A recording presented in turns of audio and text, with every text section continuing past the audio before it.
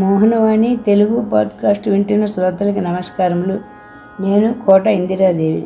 శ్రీదత్త దర్శనం. ప్రణవదేవి సరస్వతి వాజేభిర్వాజనీవతి ధీనామ విత్రియవతు.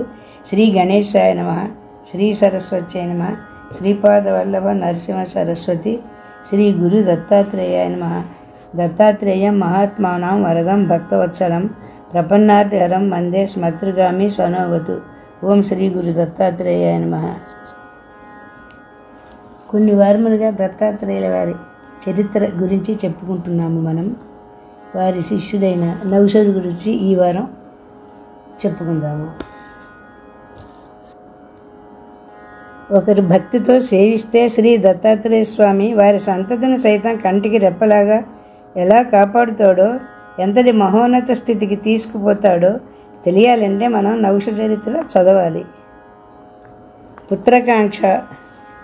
నౌష చక్రవర్తి అద్వితీయుడని, సశరీరంగా ఇంద్ర పదవిని అధిష్ఠించిన నిరుపమానుడని మనకు ప్రసిద్ధమే కానీ ఆ మహత్వానికి అంతటికీ వెనుక గల దత్తకృపాగాథను మనం ఎరుగాం.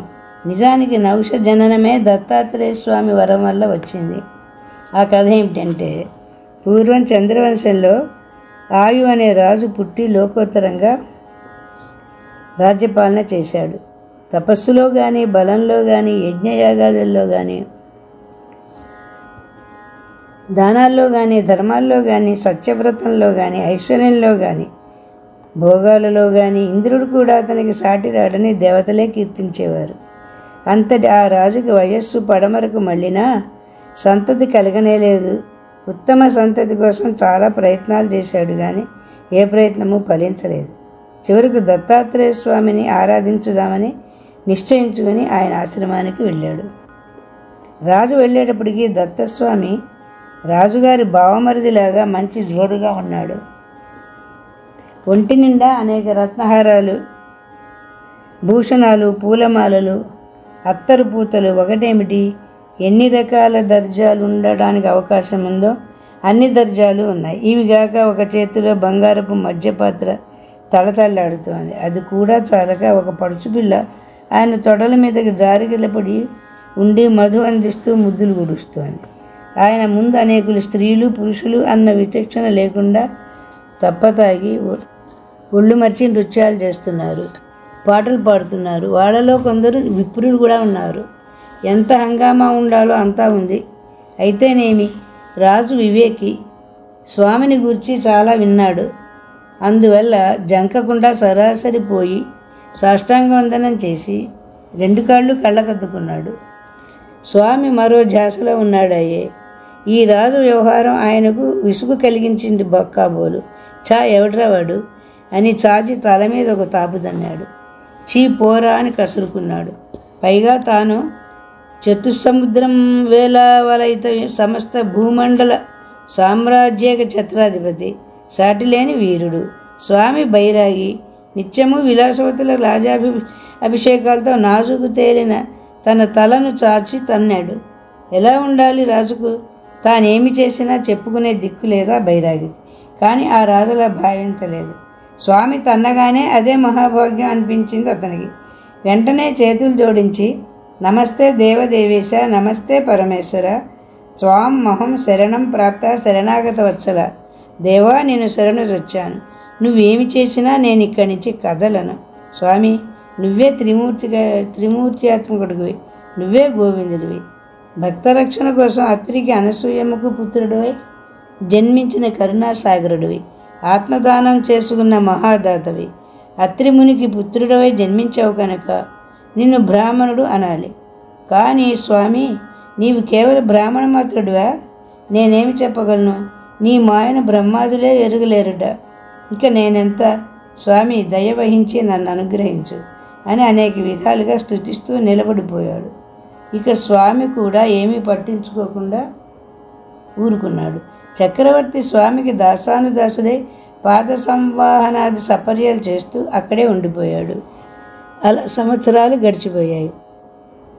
అనుక్షణం కంటికి రెప్పలాగా సేవ చేస్తున్నాడు చక్రవర్తి. అతను ఉన్నట్టే పట్టించుకోడు స్వామి. పోనీ పొమ్మన్నాడు. ఏళ్ళకేళ్ళు దొర్లిపోతున్నాయి. అయినా రాజుగారికి విసుగు పుట్టలేదు, అధైర్యం ఏర్పడలేదు. దార్ఢ్యం సడలలేదు, శ్రద్ధ తగ్గలేదు. క్రమంగా ఏళ్ళు గడవగా స్వామి రాజు చేత ఉపచారాలు చెప్పి చేయించుకోవడం ఎక్కువైంది. ఒరేయ్, ఆ పురిలో కళ్ళు పట్టురారా అంటాడు. ఆ మాంసం ముక్కలు వేయించుకురారా అంటాడు. దాని బట్టలు ఉతకరా అంటాడు. స్వామి ఏది చెప్తే అదే మహాప్రసాదం మహారాజుకి. ఆ చక్రవర్తి సేవలకి స్వామి మెత్తపడక తప్పలేదు. ఒకనాడు స్వామి నవ్వుతూ ఇలా అన్నాడు, భక్తులమంటూ చేరి ఊహు డబ్బులు కుమ్మరిస్తారు. డబ్బు చేరితే ఎంతటివాడైనా భ్రష్టుడవుతాడు. తెలిసి ఇలాంటి అనాచారపు విధమని ధర్మ ప్రతిష్టాపకుడవైన నువ్వు వచ్చి సేవిస్తున్నావేమిటా అని ఆలోచిస్తున్నానయ్యా. చక్రవర్తి వెనువెంటనే చేతులు జోడించి, స్వామి, సర్వగతుడికి సర్వాత్మటికి విధి నిషేధాలు ఉంటాయా, ఆచార అనాచారాలు ఉంటాయా అన్నాడు. పోవయ్యా పిచ్చాడా, ఇలాంటి పిచ్చి కబుర్లు చెప్పకు. భ్రష్టుడే. పిచ్చి మహారాజు కనుక ఇన్నేళ్లు నాశనం చేశావు. దానికి బానిస కన్నా హీనంగా బరుగుతున్నావు. స్వామి, నీ లీలలు తెలుసుకొనడం ఎవరి తరం? నా జన్మకు మంచి రోజులు వచ్చాయి కనుకనే నిన్ను దర్శించగలిగాను. సరే, ఈ మాటలకేం కానీ పాపం ఏదో కోరిక పెట్టుకుని తీరుస్తావని అంత ఆశతో ఇంత శ్రమ పడుతున్నావల్లేమంది. ఆ కోరిక ఏదో చెప్పు. స్వామి, నేను సంతానార్థనై వచ్చి మీ పాదాలు పట్టాను. ఇంకా ఏం కావాలో కోరుకో, అన్నీ ఒకేసారి ఇచ్చేస్తాను. మాట్లాడుతూనే స్వామి బుడుంగున వరం ఇస్తాను కోరుకోమనేసరికి రాజుకి తత్తరమైంది. అయినా రాజు కనుక వెంటనే తేరుకుని, యోగేశ్వర, అర్జున వరదాత, నాకొక పుత్రుడిని చాలు.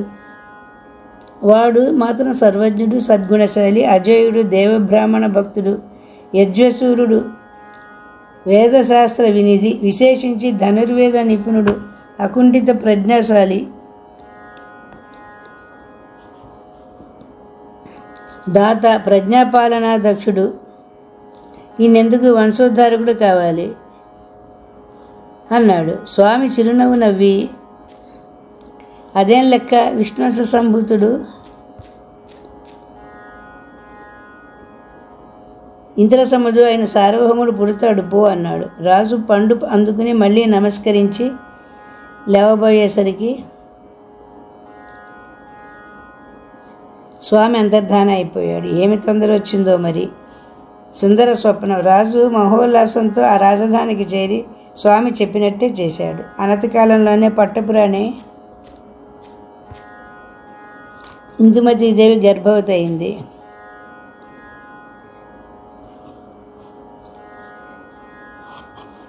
కొన్ని నెలలు గడిచినాక ఆమెకు ఒక కల వచ్చింది.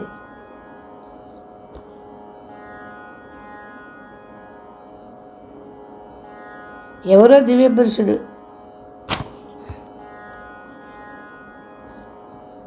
దివ్యపురుషుడు సూర్యుడిలా జ్వాజ్వల్యమానంగా ఉన్నాడు. తెల్లటి బట్టలు, తెల్లటి పూలమాలలు, ఇంకా తెల్లటి మందహాసాలు జిగేలుమంటున్నాయి. అదిగాక శ్వేత చందనపు పూత ఉంది.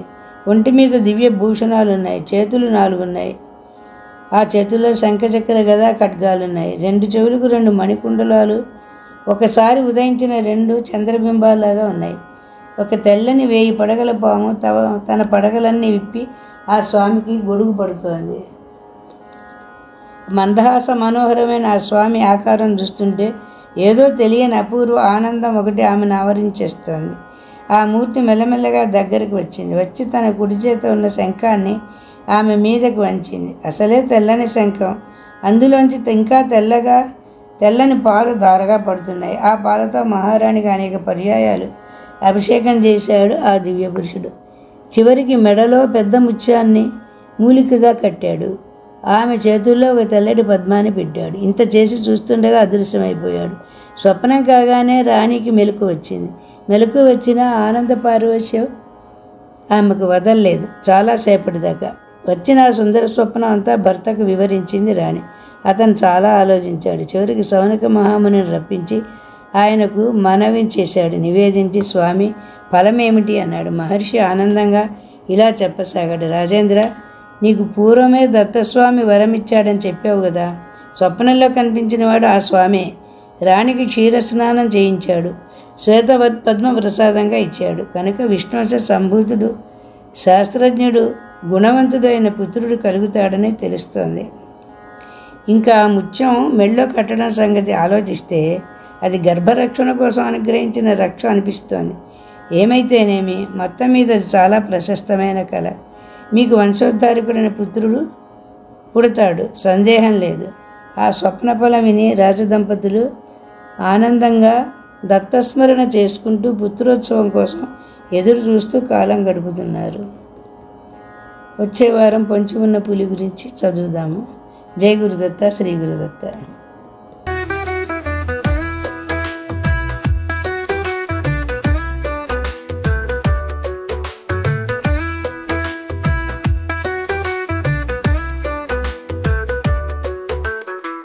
వినుడు వినుడు భక్తులారా, శ్రీరామచరిత మానసము పరవశించిపోదురు, పరితపించుపోదురు రామనామ స్మరణలో, శ్రీరామనామ కీర్తనలో. మోహన్వాణి తెలుగు పోడ్కాస్ట్ వింటున్న శ్రోతలందరికీ హృదయపూర్వక ధన్యవాదాలు. వినండి, వినిపించండి, వింటూనే ఉండండి మోహన్వాణి తెలుగు పోడ్కాస్ట్. మీరు వింటున్నారు మోహన్వాణి. మా కార్యక్రమాలు మీకు నచ్చితే ఇప్పటివరకు మా ఛానల్కి సబ్స్క్రైబ్ చేసుకోకపోతే వెంటనే ఈ క్షణమే సబ్స్క్రైబ్ చేసుకుని ఆ పక్కనుండే బెల్ బటన్ని మ్రోగించి అందరికీ షేర్ చేసి మీ విలువైన కామెంట్ను కూడా చేసి మమ్మల్ని ప్రోత్సహిస్తారని కోరుతున్నాను.